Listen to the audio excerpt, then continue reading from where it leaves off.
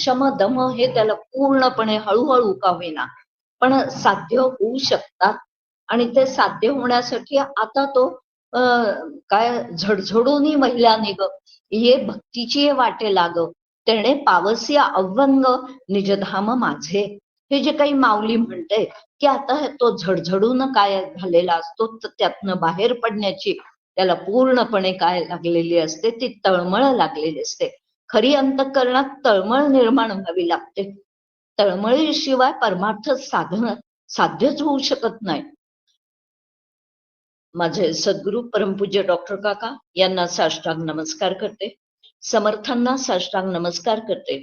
श्रोते, आपण जगदीश मूर्ती या नयाने आपल्या सगळ्यांना सप्रेम अभिवादन करते आणि अद्वैत चिंतन या वर्गाच्या दुसऱ्या आचार्य आदरणीय सीमाताई यांना देखील सादर नमस्कार करून आपण आजच्या चिंतनाला सुरुवात करणार आहोत. प्रास्ताविकामध्ये आज आपण ऐकलेलंच आहे, आरतीताईंनी सांगितलंय की अतिशय सुंदर अशा पद्धतीचं प्रास्ताविक त्यांनी केलं. बद्ध लक्षण आणि मुमुक्षु लक्षण या दोन समासांवरती आपण चिंतन प्रगट करणार आहोत. आणि त्या दृष्टिकोनातून खऱ्या अर्थाने समर्थांनी जे काही 4 वर्गवारी केलेली आहे, माणसं जी काही जगामध्ये असतात या संपूर्ण सृष्टीमध्ये अनंत अपार असलेल्या अशी हे अब्जावधी जीव, अर्थातच माणसं विशेष करून त्यांचे प्रकार मात्र 4च सांगितले जातात. आणि ते 4 प्रकार कशा पद्धतीचे आहेत ते समर्थ आता आपल्याला या समासापासून सांगणार आहेत. समर्थांनी बद्ध, मुमुक्षु, साधक आणि सिद्ध अशा प्रकारचे 4 वर्गवारी केलेली आहे. आणि आपण कल्पना करूया एक की सरळ एक रेष आहे, आडवी रेष आपण मारलेली आहे. त्या आडवी रेषेवरती सगळ्यात पहिल्यांदा सुरुवातीला त्या ठिकाणी जो असतो तो कोण आहे तर बद्ध आहे. नंतर थोड्या अंतरावरती दुसरा एक काय बिंदू आहे आणि त्या बिंदूवरती एक मुमुक्षु नावाचं घटक आहे. तिसरा आणखीन एक आहे तर तो तिसरा बिंदू जो आहे थोड्याशा आणखीन अंतरावरती चढती भाजणी जी काही आहे, ज्याला चढती भाजणी म्हणता येईल, अशा पद्धतीने मग तिसरा साधक येतो आणि चौथा जो येतो सगळ्यात शेवटी असणारा म्हणजेच उच्च पदस्थ असणारा अशा पद्धतीचा सिद्ध जो काही आहे. तर अशी ही वर्गवारी समर्थांनी या 4 प्रकारची केलेली आहे. काही शास्त्रीय ग्रंथामध्ये यालाच त्या ठिकाणी 4 पद्धतीची माणसं कशा प्रकारची जगामध्ये असतात त्याचा विचार सांगताना पामर, विषयी, मुमुक्षु आणि त्या ठिकाणी सिद्ध किंवा मुक्त अशा पद्धतीची ती वर्गवारी केलेली आहे. अर्थातच ज्याला शास्त्रकारांनी किंवा भागवतामध्ये सुद्धा पामर म्हटलेलं आहे त्याला समर्थांनी बद्ध म्हटलेलं आहे.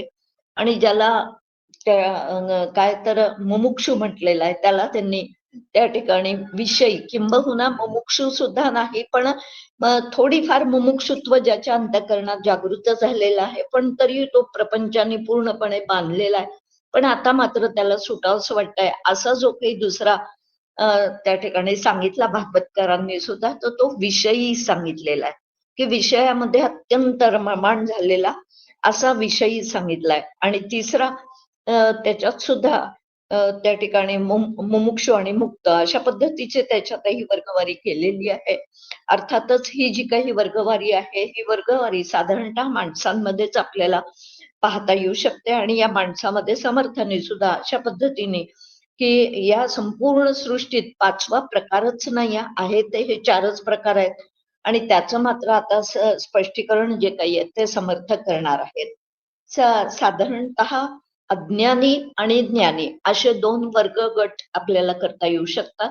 अज्ञानी माणसं जी काही असतात ती पूर्णपणे त्या अज्ञानाचा परिणाम म्हणून, म्हणजे अंतःकरणात अज्ञान भरलेलं असल्याचा परिणाम म्हणून ती देहबुद्धीमध्ये वावरणारी माणसं असतात.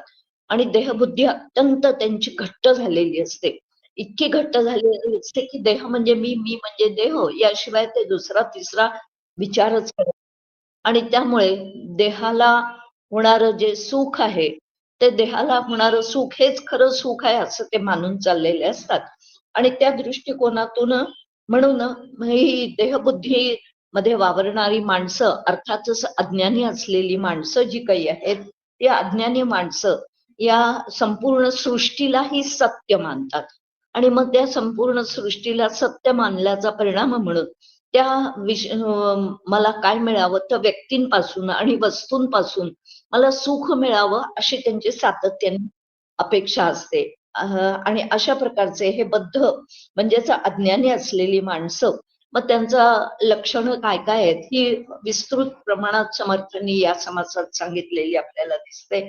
आणि विशेष करून या जगतामधून मला सुख मिळत राहावं, व्यक्तींमधून सुख मिळावं, पंचमहाभूतांपासून सुख मिळावं. माणूस बघा, आज सुद्धा आपण पाहतो की बरीचशी माणसं त्या ठिकाणी काय तर वस्तूतून मिळणारं सुख यालाच खरं सुख समजून चालतात, किंवा व्यक्तीपासून मिळणारं सुख जे काही आहे त्यालाच खरं सुख समजून चालतात. वास्तविक पाहता ही दोन्ही सुख, वस्तू पदार्थांपासून मिळणारं सुख हे सुद्धा अनित्य आहे, क्षणिक आहे, ते तात्कालिक आहे, पण त्यालाच कायमस्वरूपी सुख समजून चालतात. आणि त्यामुळे त्या सुखाच्या मागे लागल्याचा परिणाम म्हणून, किंवा मला कोणती तरी प्रत्येक व्यक्ती तरी मला सुख देईल असंही त्यांना वाटत राहतं. पण हळूहळू त्या ठिकाणी बद्ध असणारा जीव जो आहे तो अशा पद्धतीने पूर्णपणे त्याच्या अंतःकरणामध्ये केवळ अज्ञान भरलेलं असतं. आणि अज्ञान असल्याचा परिणाम म्हणून देहबुद्धी अत्यंत जागृत, सदैव जागृत असते. आणि मग पैसा, अडका, घरदार, मुलं बाळ म्हणजे यातच तो पूर्णपणे रममाण झालेला असतो. आता ह्या ठिकाणी बद्ध लक्षणं आपल्याला सांगणार आहेत, समर्थ सांगणार आहेत, आणि ती आपण लक्षात घेऊया थोडीशी. थोडक्यात म्हणजे बद्ध याचा अर्थ बांधलेला. बांधलेला म्हणजे काय, किंवा जखडलेला, ज्या त्रिगुणांनी बांधल्या गेलेला आहे, अज्ञानाने बांधल्या गेलेला आहे, किंबहुना आणखीन या संसाराने बांधला गेलेला आहे, असा जो बद्ध जणू काही तो कैदेमध्ये अडकलेला आहे. आणि कोणती कैद इथे, कैद दुसरी तिसरी कोणतीच नाही आहे, तर ही चारही देहांची कैद जी काही आहे, या चारही देहांच्या कैदेमध्ये तो सापडलेला आहे. माणूस जेव्हा कैद मुक्त होतो तेव्हा मात्र त्याला आनंद होतो. बघा, एखाद्या व्यक्तीला शिक्षा झालेली असेल तर ती शिक्षा भोगण्यासाठी त्याला काय तर कैदेमध्ये ठेवल्या जातं.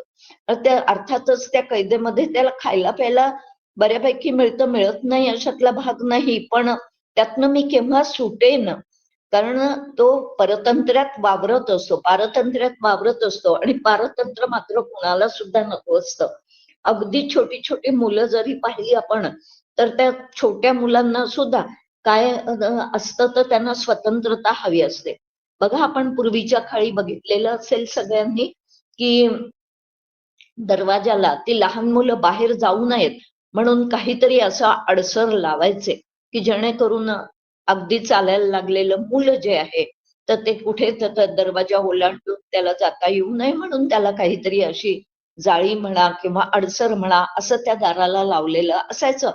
आणि पण त्याची धडपड काय असायची तर तिथून त्याची बाहेर, म्हणजे त्याला असं जे काही एका खोलीमध्ये कोंडून ठेवलेलं आहे म्हणण्यापेक्षा सुद्धा म्हणजे त्याला बाहेर पडू देत नाही आहे, तो त्याला फार मोठा अडसर वाटतो. आणि तो पारतंत्र्य म्हणजेच त्याला पारतंत्र्य नको असतं. अगदी त्या लहान मुलाला सुद्धा ते पारतंत्र्य नको असतं. पण हा बद्ध जीव जो काही आहे, माणूस जो काही आहे, तो अशा पद्धतीने जणू काही बांधलेला असतो, एखाद्या कैदेमध्ये कैदी असावा तशा पद्धतीचा हा बद्ध जीव असतो. त्रिगुणांचे सातत्याने त्रिगुणांनी तो बांधलेला असतो, संसाराने तो बांधलेला असतो. आणि अशा पद्धतीने त्या बंधनातून त्याला सुटण्याची अजिबात इच्छाच होत नाही. आणि जे केवळ संसार सत्य आहे आणि या संसारा व्यतिरिक्त दुसरं तिसरं काहीही त्याच्या डोळ्यासमोरच नसतं. कधी सुद्धा देव काय, धर्म काय, धर्माने वागलं पाहिजे, नीतीन्यायाने वागलं पाहिजे असंही त्याला कधी वाटत नाही. किंबहुना त्या ठिकाणी आपला स्वार्थ पूर्ण व्हावा या दृष्टिकोनातून अनितीने अधर्माने वागायला देखील तो कारण काय होतो तर तो सातत्याने तयार असतो. सांगण्याचं तात्पर्य एकच आहे की संपूर्णपणे बुद्धी जी काही आहे ती केवळ प्रपंच आणि प्रपंच, द्रव्य आणि दारा, कांचन आणि कामिनी असे काही जे काही अत्यंत आपल्याला आसक्त करणारे असे जे काही घटक आहेत हे प्रपंचातले, की त्यातल्या त्यात विशेष करून कामिनी म्हणजेच कामभोगाची वासना आणि त्याचबरोबर असलेलं कांचन म्हणजे पैसा, या दोन गोष्टी माणसाला त्या ठिकाणी काय करतात तर त्या ठिकाणी अज्ञानामुळे बांधून टाकतात आणि अज्ञानामुळे बांधून टाकल्याचा परिणाम म्हणून त्या ठिकाणी तो सतत त्याला मग त्याच गोष्टीमध्ये राहावंसं वाटतं.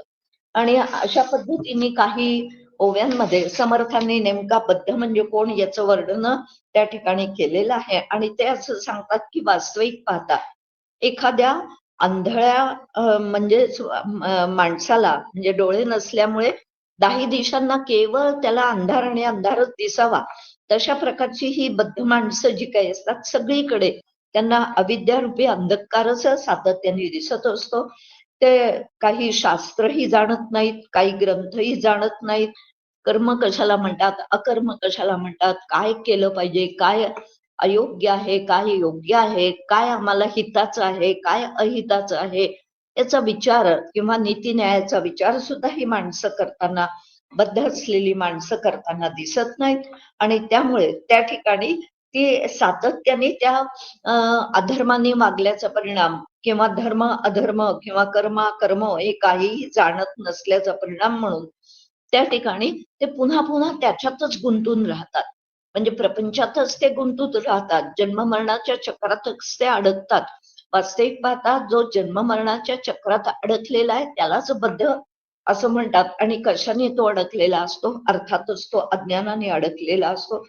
कुठल्याही प्रकारचं कधीही विचार करणं जे काही आहे ते विचार करणं त्याला जमतच नाही, आणि केलाही विचार तर तो त्याच्याजवळ केवळ अविचार हा असतो किंवा कुविचार हा असतो. सातत्याने समर्थांनी या बद्ध लक्षणामध्ये ते सांगितलेलं आहे की तो शास्त्र जाणत नाही, तो सत्संगती जाणत नाही, सन्मार्ग कशाला म्हणतात हेही तो जाणत नाही. समर्थांनी 3-4 या ओव्यांमध्ये या पद्धतीचा विचार जो काही आहे तो विचार केलेला आहे. तयास न दिसे सत्शास्त्र, सत्संगती सत्पात्र, सन्मार्ग जो का पवित्र तोही न दिसे. तो इतका त्या ठिकाणी बांधलेला असतो, किंबहुना तो अशा पद्धतीने अज्ञानाने आणि केवळ स्वार्थापायी तो काही चांगल्या वाईट गोष्टींचा विचार करत नाही. त्या सत्संगती कशाला म्हणतात, सशास्त्र कशाला म्हणतात, त्यांनी ग्रंथ वाचन सुद्धा कधीही सुद्धा केलेलं नसतं किंवा ग्रंथांकडे तो ढुंकून पाहत नाही, तर केवळ मौज मजा असणाऱ्या किंवा काय कादंबऱ्या म्हणा याच्या त्याच्यामध्ये तो पूर्णपणे गुंतून राहिलेला असतो. की जे काही संसाराचे कौटुंबिक सिरियल सातत्याने पाहत राहावंसं वाटणं, हे काय आहे, हे एक प्रकारचं आजच्या काळातलं आपण म्हणूया बद्धाचंच लक्षण आहे. की जी कौटुंबिक सिरियल्स ज्या काही आहेत त्या कौटुंबिक सिरियल्स आम्हाला रजोगुणामध्ये बांधून टाकलेले असतात, कारण बहुतांशी त्या सगळ्या सिरियल मधनं कुठल्याही प्रकारचा आपल्याला काही संदेश मिळेल अशा प्रकारच्या त्या सिरियल सुद्धा नसतात. आणि त्या दृष्टिकोनातून म्हणजे तो हा काही विचारच त्या ठिकाणी करत नाही. स्वधर्म कशाला म्हणतात, सारासार विचार कशाला म्हणतात, परोपकार काय, दान पुण्य काय, हे काही तो जाणत नाही. आणि त्याच्या अंतःकरणामध्ये कधी कोणाविषयी अत्यंत कठोर व्यक्ती असावी ना, म्हणजे भावना शून्य किंवा भाव शून्यच व्यक्ती त्यांना म्हणता येईल, तर अशी ही कठोर व्यक्ती ही त्याला भूतदया नाही, कुठल्याही प्रकारचं पावित्र्य नाही, अत्यंत ओंगळवाणं जीवन ज्याला म्हणतात ते ओंगळवाणं जीवन त्यांचं असतं. ना भक्ती जाणतात, ना वैराग्य जाणतात, कुठल्याही मागमूसही त्यांच्या जवळ नसतो. त्यांना देव ही कल्पना सुद्धा संकल्पना सुद्धा अजिबात ठाऊक नसते. अशा काही ओव्यांमध्ये समर्थांनी पूर्णपणे सांगितलेलं आहे की नकळे देव निश्चयात्मक, नकळे संतांचा विवेक. संत जो तुमच्या आमच्या अंतःकरणामधला विवेक जागृत करतात, तो विवेकयुक्त उपदेश सुद्धा कधी त्यांनी ऐकलेला नसतो, कधी तिकडे तो वळलेला नसतो, आणि त्याचमुळे त्याला देव म्हणजे काय हे सुद्धा माहित नाही. आणि तो स्वतःला आपण कोण आहोत हेही तो जाणत नाही.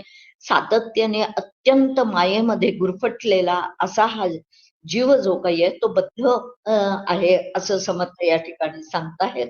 आणि पुढे ते म्हणतात की नकळे जीवाचे जन्ममूळ, नकळे साधनांचे फळ. अर्थातच इतका तो बांधलेला असल्याचा परिणाम म्हणून त्याला परमार्थ म्हणजे काय, अध्यात्म निरूपण कशाला म्हणतात, आपले स्वतःची ओळख काय आहे, आपण स्वतः कोण आहोत, काय आहोत, या संदर्भामध्ये सुद्धा तो यत्किंचितही काहीही जाणत नाही. आणि पुढे तर ते म्हणत आहेत की नकळे शास्त्रार्थ बोलिला, नकळे निज स्वार्थ आपला. आणि अशा पद्धतीने त्याला काही समजावून सांगितलं एखाद्याने तर तो शास्त्रार्थही त्याला कळत नाही. शाश्वत हित कोणतं आहे, कशामुळे आपल्याला हे बंधन पडलेलं आहे, हे जरा सुद्धा तो काय त्याकडे लक्ष देत नाही किंवा पुन्हा तशा प्रकारचं श्रवण सुद्धा त्याचं कधी झालेलं नसतं. सगळ्यात महत्वाची ओवी जर या बद्ध समासातली कोणती असेल तर ती म्हणजे 18वी ओवी जी काही आहे ती ओवी समर्थ स्पष्टपणे सांगतात की जयासी नाही आत्मज्ञान हे मुख्य बद्धाचे लक्षण.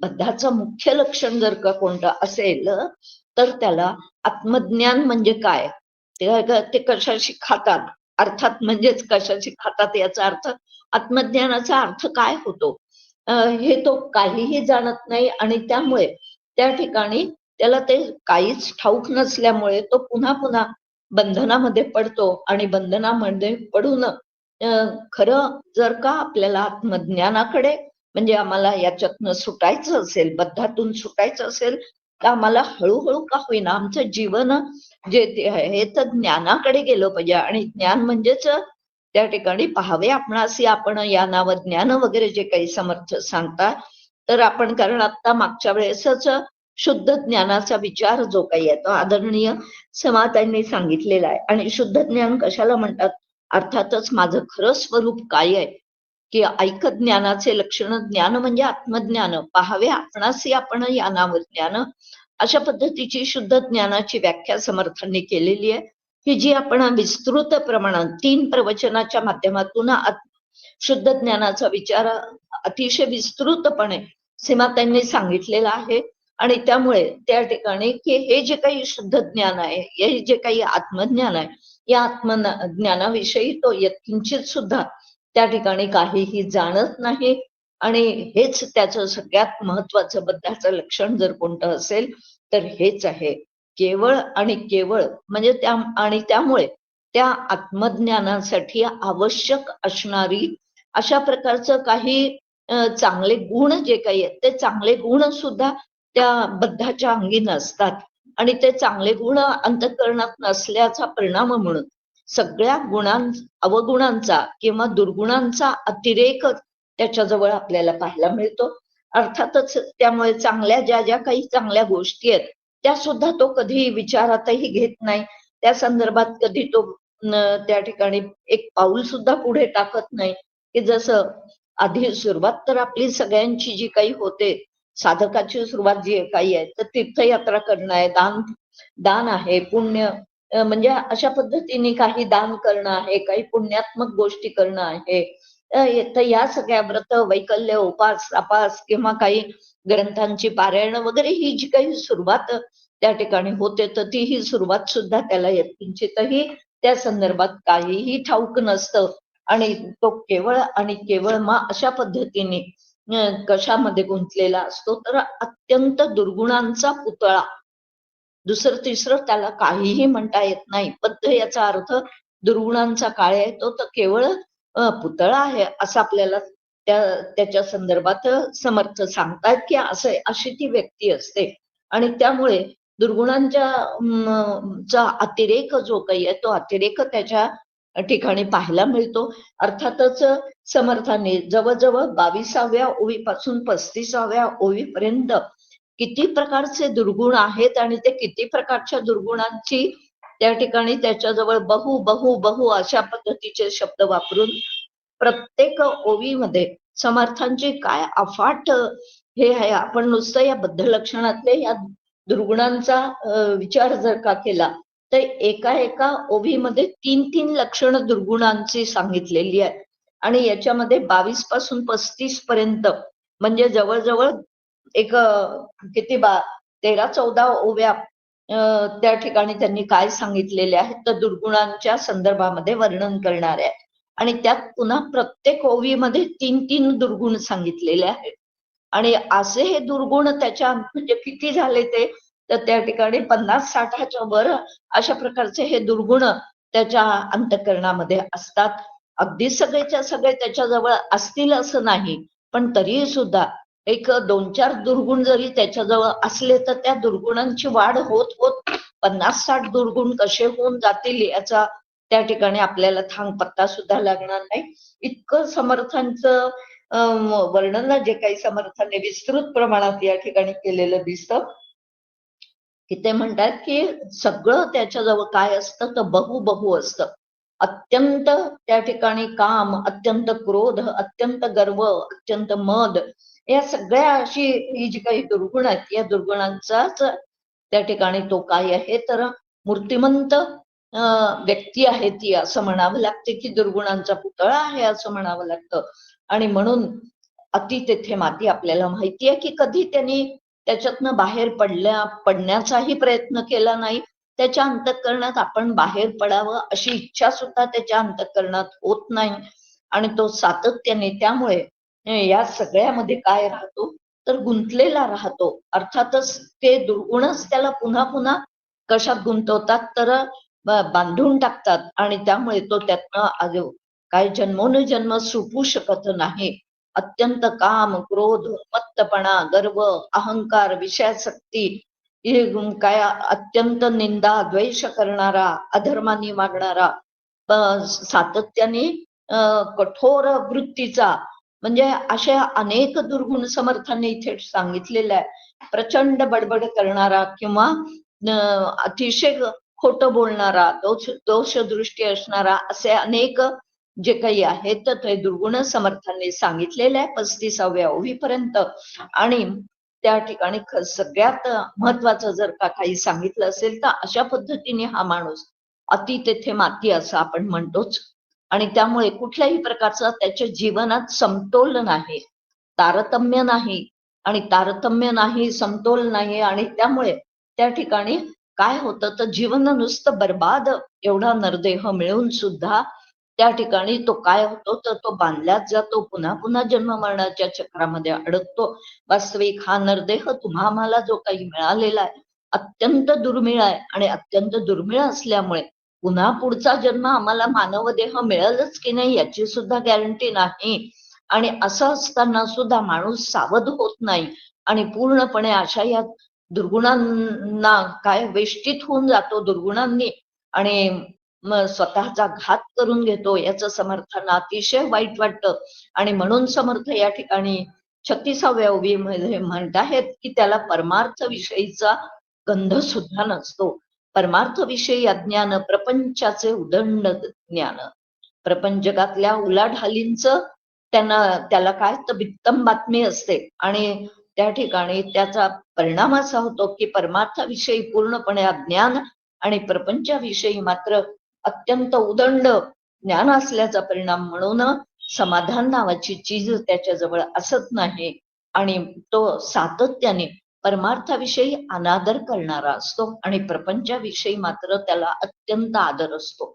अर्थात परमार्थ तर तो जाणतच नाही आणि त्यामुळे त्या ठिकाणी प्रपंचाशिवाय दुसरं तिसरं त्याला काहीही काय तर ठाऊकच नसतं. आणि त्या दृष्टिकोनातून मग त्याच्या अंतःकरणामध्ये व्यवसाय, राजकारण, कुटुंब या सगळ्यांविषयी किंवा काय समाजामध्ये काय चाललेलं आहे काय नाही याच्यामध्येच तो पूर्णपणे मग्न झालेला असतो, त्या ठिकाणी गर्क झालेला असतो. आणि त्यामुळे असा ही जी व्यक्ती आहे तिला बद्ध म्हणावं असं समर्थ या ठिकाणी सांगतायत. अर्थात आपण मगाशी बघितल्याप्रमाणे सत्संग किंवा संत जे काही आहे यांची आवड तर फार दूर राहिली, पण त्यांच्याविषयी मात्र निंदा करायला तो अजिबात सुद्धा मागे पुढे पाहत नाही. आणि अशा पद्धतीने केवळ द्रव्य आणि दारा, आता पुढच्या काही ओव्यांमध्ये समर्थांनी सांगताना असं सांगितलेलं आहे की तो द्रव्य आणि दारा या दोन गोष्टींमध्येच जे मगाशी आपण विचार केला, कामिनी आणि कांचन, त्या याच्यामध्येच तो काय पूर्णपणे गुंतलेला असतो. त्याचं सगळं काही चित्त वित्त जीव प्राण हे जे सगळं काही आहे, काया वाचा मन, कायेने त्याचाच त्या ठिकाणी कार्य, त्याच्याच संदर्भात कार्य करणं, वाणीने त्याच संदर्भात बोलणं, मनाने त्याच विषयी त्या ठिकाणी सातत्याने संकल्प करत राहणं, म्हणजे संसाराविषयीचे अर्थात द्रव्यदाराविषयीचे त्या ठिकाणी जे काही संकल्प, त्याचे तेच संकल्प चाललेले असतात. आणि चित्त सुद्धा केवळ आणि केवळ त्या प्रपंचातला या द्रव्यदारेमध्ये तो गुंतलेलं असतं. आणि त्याच्याच दृष्टिकोनातून यालाच, या द्रव्यदारेचाच विचार करणं म्हणजेच त्याच्या दृष्टिकोनातून भजन, अशा पद्धतीने अर्थात या सगळ्यासाठी स्वतःचा जीव सुद्धा पूर्णपणे समर्पित करून टाकतो. आणि म्हणून म्हणजे ही जी काही कामिनी, अर्थात कामिनी म्हणजे पुरुष आणि स्त्री यांच्याविषयीची जी काही एकमेकांविषयीची ओढ जी काही आहे, ती ओढ इतकी जबरदस्त असते की त्या ठिकाणी त्याच्याशिवाय तो दुसरा तिसरा विचार सुद्धा करू शकत नाही. आणि त्यातच त्याची सगळी इंद्रिय जी काही आहेत, ती इंद्रिय पूर्णपणे त्यातच गुंतून गेलेली असतात. आणि त्यामुळे त्याच्या दृष्टिकोनातून हाच काय आहे, हेच तीर्थ आहे, द्रव्य आणि दारा याच गोष्टी तीर्थ आहेत, याच गोष्टी त्या परमार्थ आहे, आणि हाच खरा स्वार्थ आहे, असं तो समजून चाललेला असतो.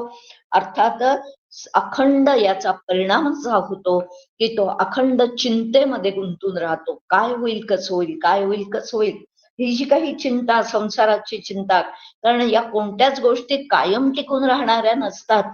आणि कायम टिकून राहणाऱ्या नसल्यामुळे त्या कधीतरी नाहीशा होणार आहेत, कधीतरी असणार आहेत, आणि कधीतरी नाहीशा होणार आहेत.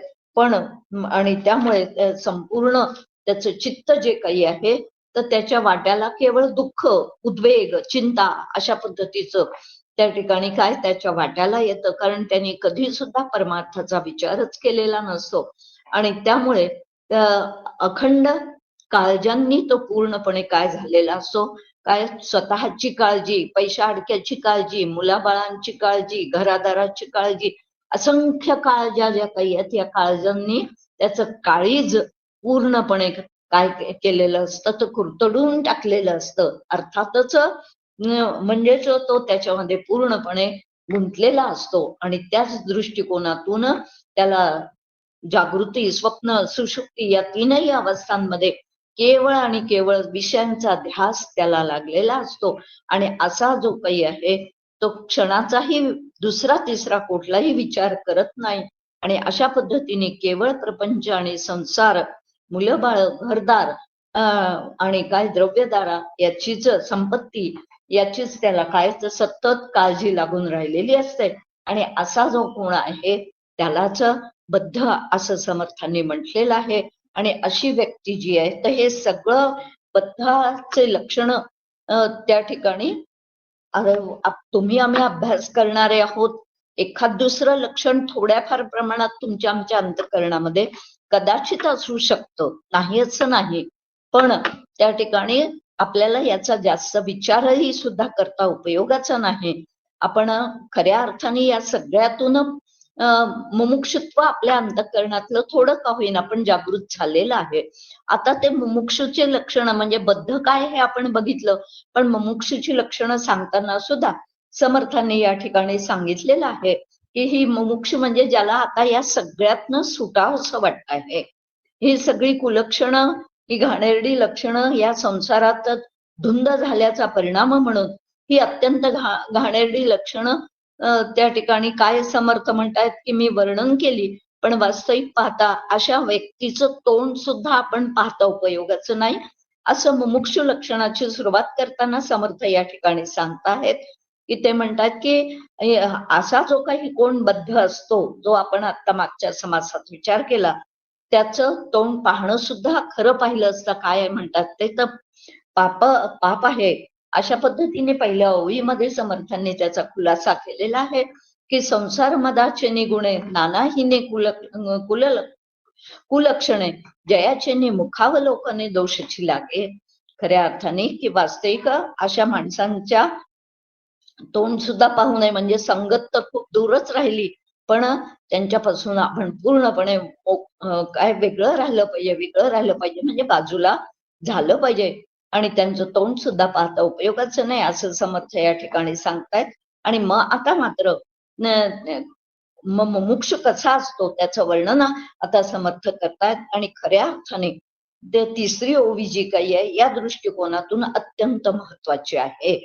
की संसार दुःखे दुःखवला, त्रिविध तापे पोळला, निरूपणे प्रस्तावला अंतर्यामी.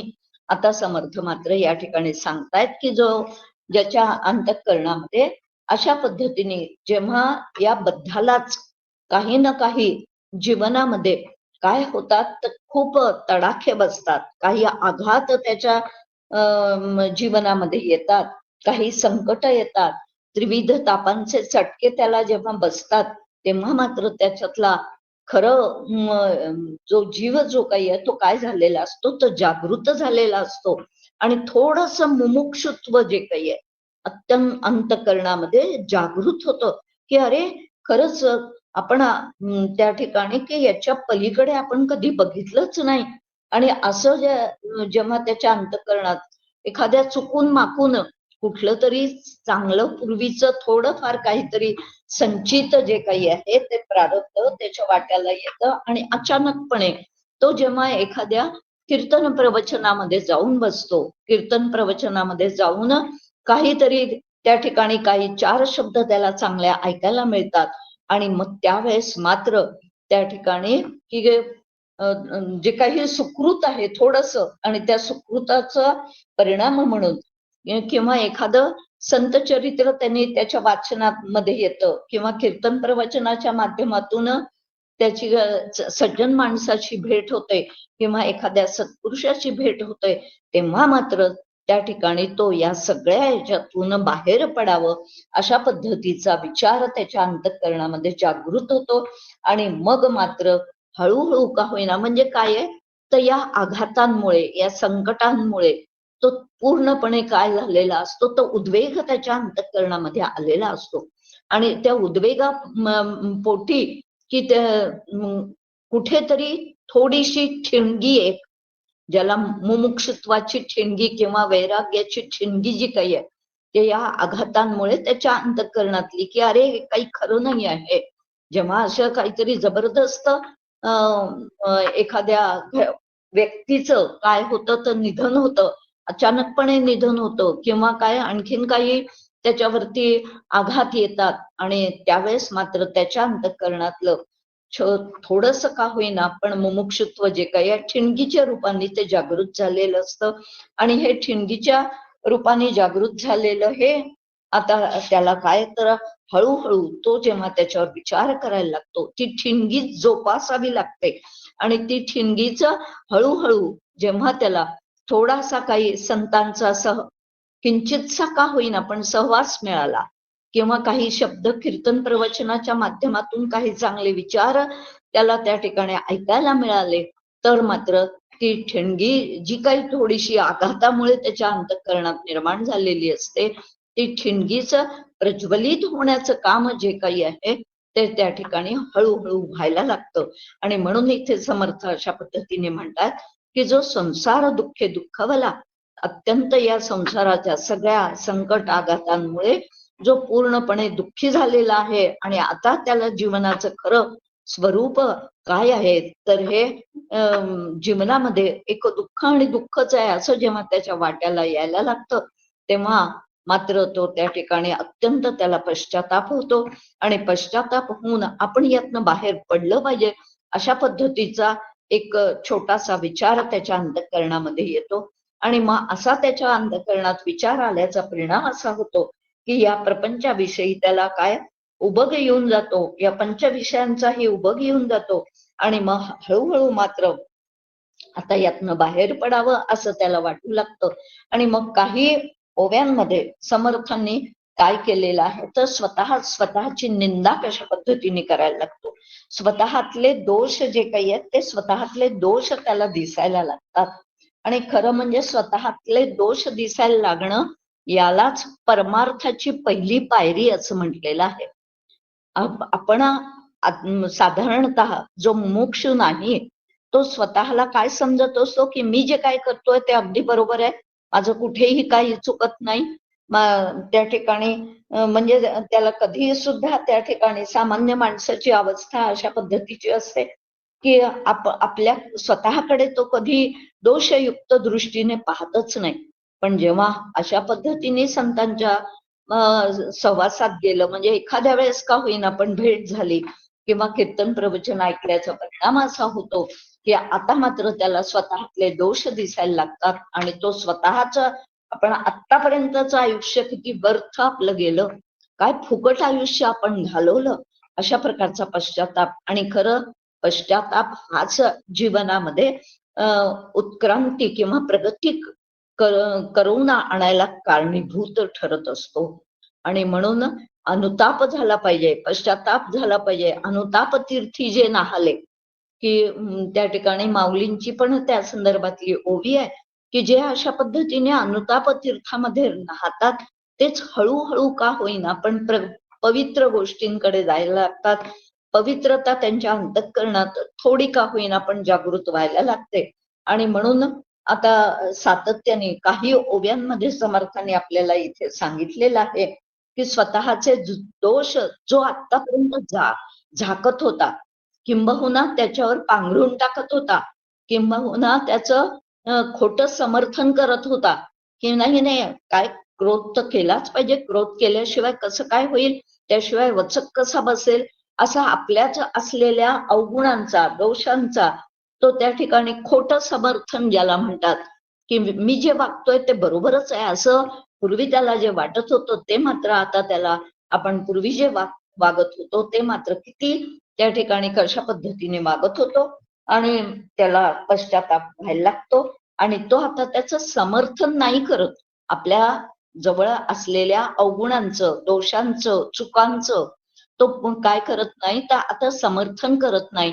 पण आता मात्र त्याच्या अंतःकरणामध्ये ते मुमुक्षुत्व जागृत झाल्याचा परिणाम म्हणून हळूहळू त्याला आपल्यातले दोष दिसायला लागतात. आपण किती पूर्वी काय काय काय काय चुका केल्या आणि कशा पद्धतीने आपण वागलो याचं त्याला त्या ठिकाणी विशेष करून मग त्याचं जसा जसा तो त्या संदर्भात विचार करतो तसं तसं त्या ठिकाणी आपले प्रचंड प्रमाणात असलेले दोष अवगुण किंवा चुका ज्या काही आहेत त्या त्याला मात्र आता जाणवायला लागतात. आणि ते जाणवायला लागून म्हणून त्या ठिकाणी तो म्हणायला लागतो की मी आतापर्यंत अनेकांची निंदा केली, अनेक संत मंडळींना सुद्धा नावं ठेवली, अनेक भगवंत कधी सुद्धा मी मनापासून कधी सुद्धा त्याचं पूजन केलं नाही ना मी आलेल्या पाहुण्या राहुण्यांचं कधी यथोचित स्वागत मला करता आलं नाही, काहीही मला करता आलं नाही. अशा पद्धतीने पश्चातापाने तो हळूहळू दग्ध व्हायला लागतो.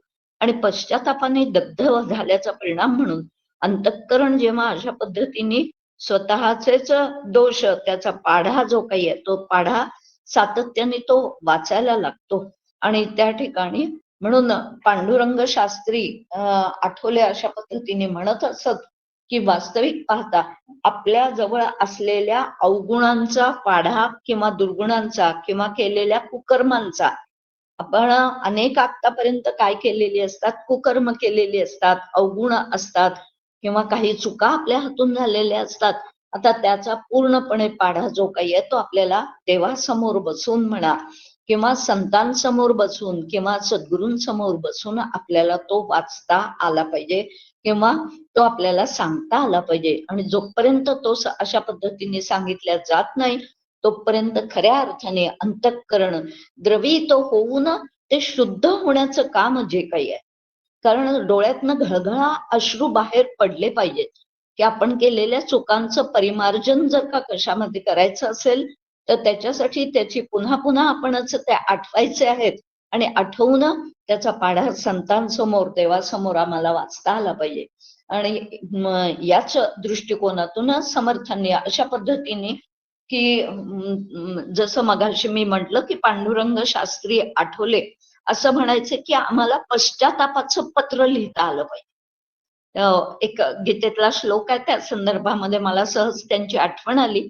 त्या गीतेमध्ये त्यांनी म्हटलेलं आहे भगवंतांनी म्हटलंय पत्रम पुष्पम फलम तोयम यो मे भक्त्या प्रयच्छति तदहम भक्त्युपहृतम अश्नामी प्रयतात्मना. म्हणजेच पत्र पुष्प म्हणजे फूल पान काय पत्रम पुष्पम फलम तोयम फळ किंवा काय पाणी वगैरे असं. तर ते म्हणायचं की पत्र 4 प्रकारची पत्र असतात आणि त्या 4 प्रकारच्या पत्रांमध्ये मला एक सख्य भक्तीचं पत्र सद्गुरूंना म्हणा संतांना म्हणा किंवा देवाला लिहिता आलं पाहिजे. एक मला दास्य भक्तीचं पत्र देव सद्गुरू यांना लिहिता आलं पाहिजे. सगळ्यात पहिल्यांदा तर ते म्हणाले होते की मला एक पश्चातापाचं पत्र जे काही आहे.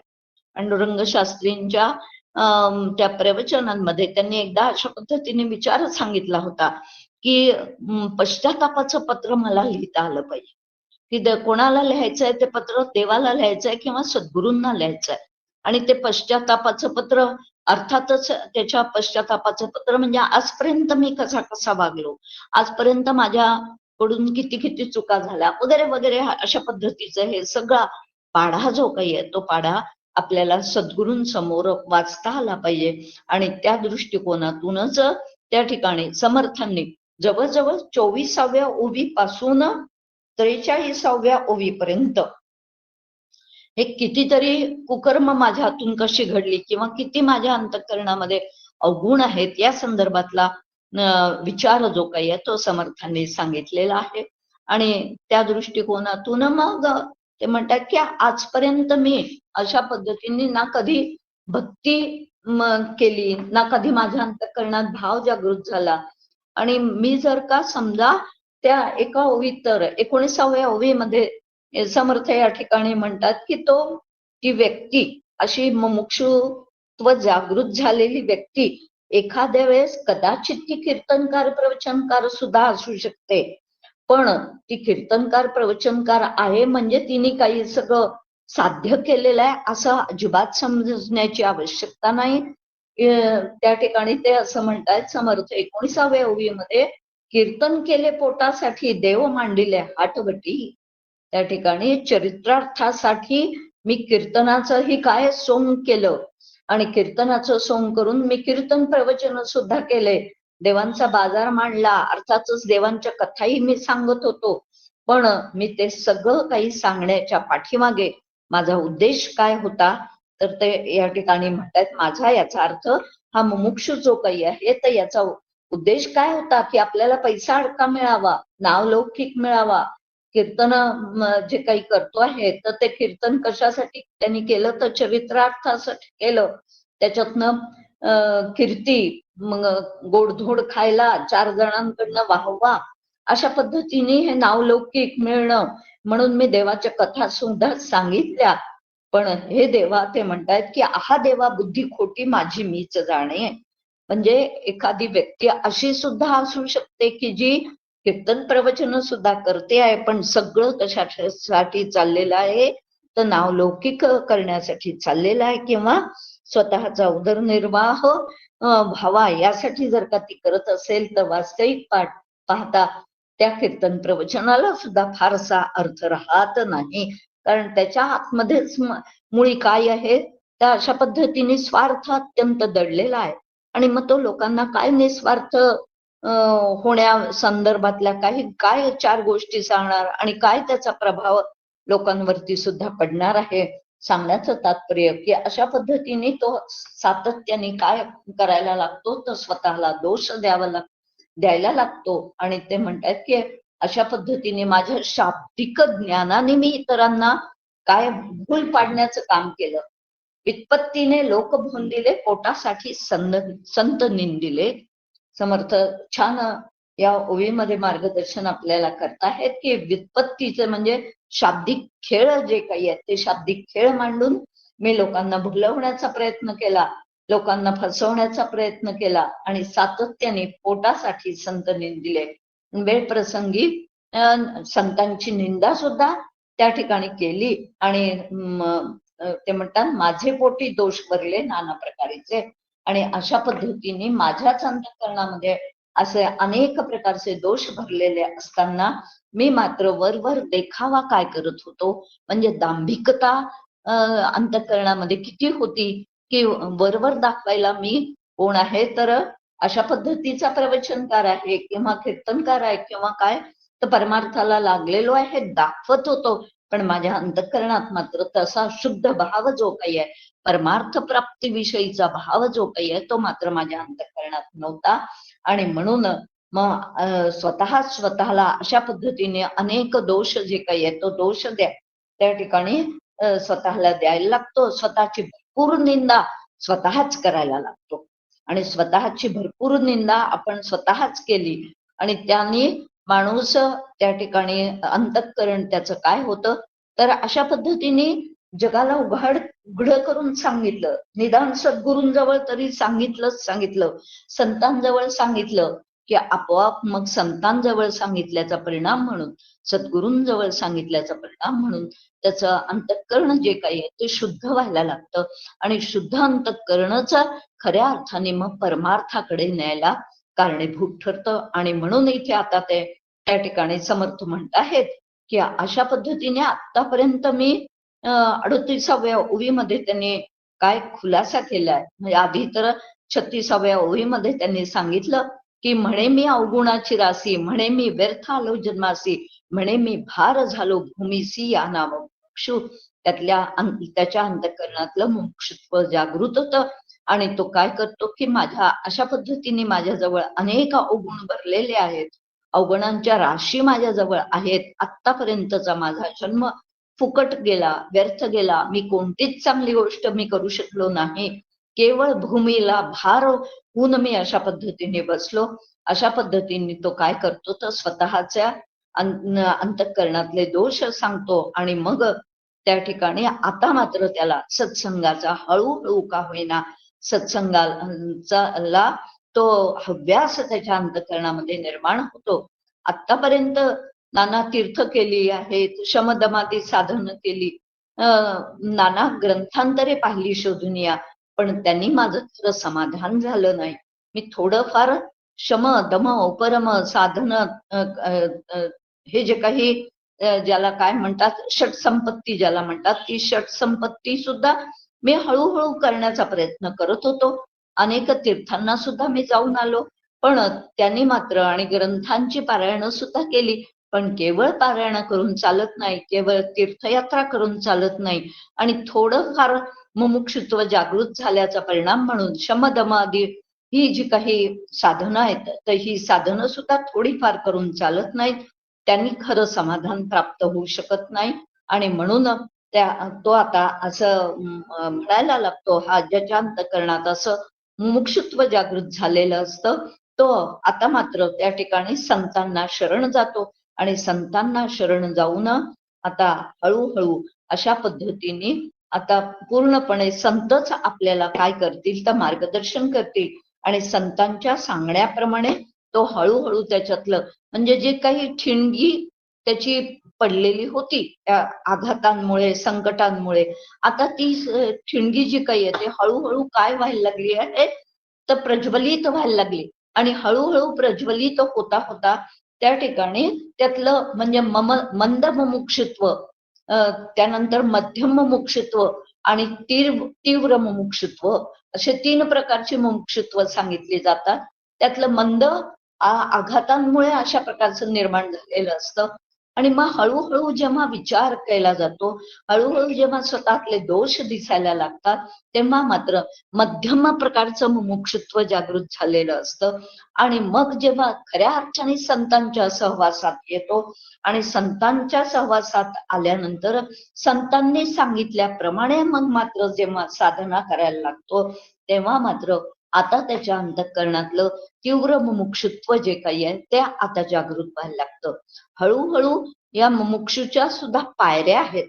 आणि या मुमुक्षुत्वाच्या पायऱ्या ज्या काही आहेत, मंद मुमुक्षुत्वापासून जरी सुरुवात झालेली असली तरी मध्यम हळूहळू मध्यमतेकडे आणि मध्यमतेकडून मग उत्तमतेकडे, उत्तम मुमुक्षुत्व, मग मात्र आता तो मागे जाऊ इच्छित नाही.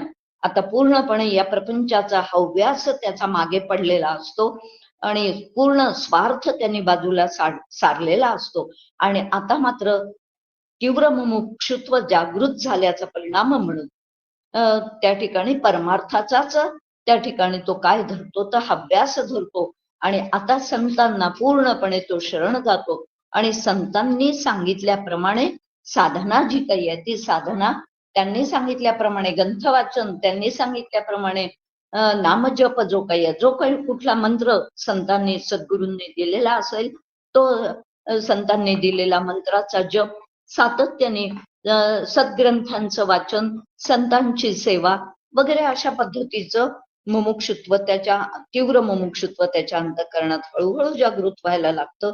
अवगुण हळूहळू तो सोडायला लागतो. पूर्णपणे जरी गेलेले नसले तरी हळूहळू का होईना पण त्याच्या अंतःकरणातून त्या ठिकाणी त्या अवगुण जे काही आहेत ते कमी कमी होत जातात. जे सुरुवातीला अत्यंत होते ते मात्र आता मध्यम स्वरूपामध्ये आल्यानंतर मग त्या ठिकाणी हळूहळू ते सुद्धा कसे कमी कमी व्हायला लागतील असा विचार जो काही आहे तो करायला लागतो. आणि त्याचप्रमाणे संतांनी सांगितल्याप्रमाणे साधना करायला लागल्याचा परिणाम म्हणून त्याच्या अंतःकरणातले हे अवगुण आता पूर्णपणे हळूहळू का होईना पण नाहीसे व्हायला लागतात. आणि ते अवगुण नाहीसे झाल्याशिवाय पूर्णपणे चित्त शुद्ध व्हावं लागतं.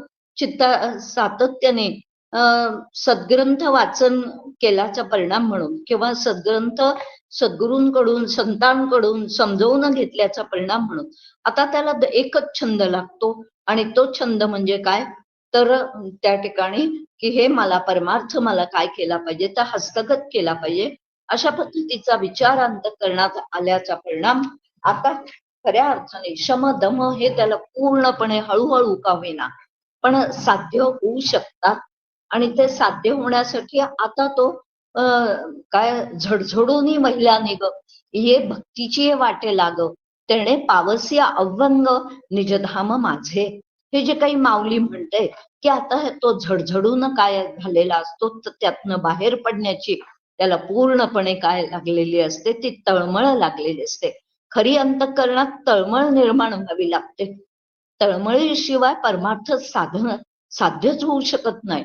म्हणून अंतःकरणामध्ये हे केव्हा मला प्राप्त होईल मी आजपर्यंत कशा पद्धतीने त्या ठिकाणी उगाच उगाच वेळ वाया घालवला दिवस वाया घालवले कितीतरी माझा वेळ नको नको त्या गोष्टींमध्ये गेला. आता असा जेव्हा पूर्णपणे त्याला काय होतो तर निश्चय आता तो करतो ते आता क्षण न क्षण मला कशासाठी वेचायचं आहे तर परमार्थ प्राप्तीसाठी मला वेचायचं आहे अशा पद्धतीची त्याच्या अंतःकरणामध्ये अत्यंत तीव्र मुमुक्षुत्र जागृत होतं. आणि ते तीव्र मुमुक्षुत्र जागृत झाल्याचा परिणाम म्हणून तो आता आपल्या कुळाचा देहाचा द्रव्याधिकांचा जो काही अभिमान अंतःकरणामध्ये त्यांनी धारण केलेला होता तो अभिमान सुद्धा तो आता काय करतो तर त्या ठिकाणी सोडून देतो. आणि पूर्णपणे कुळाचा अभिमान देहाचा अभिमान वगैरे हे सगळे अभिमानाचेही अनेक प्रकार जे काही ते प्रकार सुद्धा इथे त्यांनी त्या ठिकाणी दिलेले आहेत. तर हे सगळे अभिमान त्याचे हळूहळू गळून पडायला लागतात. आणि जसं जसे अभिमान गळून पडायला लागतात देहाभिमान कुळाभिमान द्रव्याभिमान नानाभिमान वगैरे वगैरे हे त्यांनी सांगितलेले सगळे अभिमान हळूहळू गळून पडायला लागतात. आणि मग मात्र तो आता काय होतो तर खऱ्या अर्थाने साधकाकडे त्याची वाटचाल जी काही आहे म्हणजे तीव्र मुमुक्षूकडून त्याची साधकाकडे वाटचाल जी काही आहे ती साधकाकडे वाटचाल व्हायला कारणीभूत होते. आणि अशा पद्धतीने मग मंद मध्यम आणि तीव्र मुमुक्षुत्व म्हणजे अर्थातच याची देही याची डोळा पाहिन मुक्तीचा सोहळा अशा पद्धतीने निदान इच्छा तरी जागृत झाली पाहिजे. आणि जेवढी इच्छा जागृत म्हणजे तळमळ जागृत होईल या संदर्भातली तेवढी आपली पावलं जी काही आहेत ती पावलं त्या ठिकाणी कशी तर जलद गतीने पडायला लागतील.